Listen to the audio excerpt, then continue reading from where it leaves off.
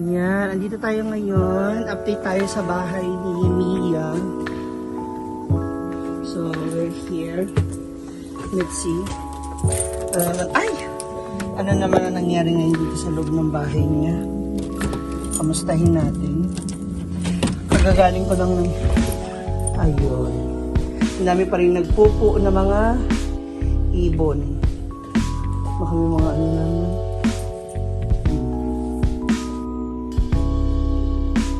Ito na yung taas.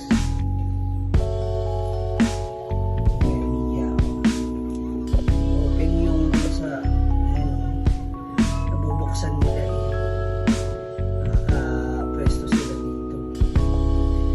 Hanggang doon sa kabilang side. Pili ko dito naman yung dalawang ibon na dito sa CR ba.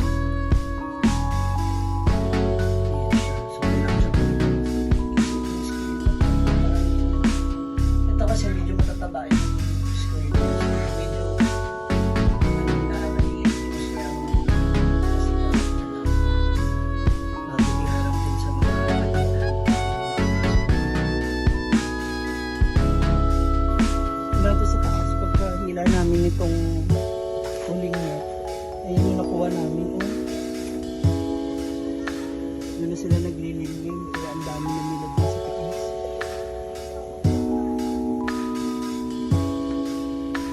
Dito muna, babe, sa kabila.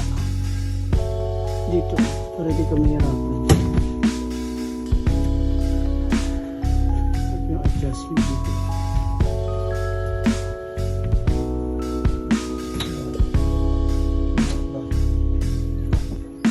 Ayun na siya sa Sir Mia.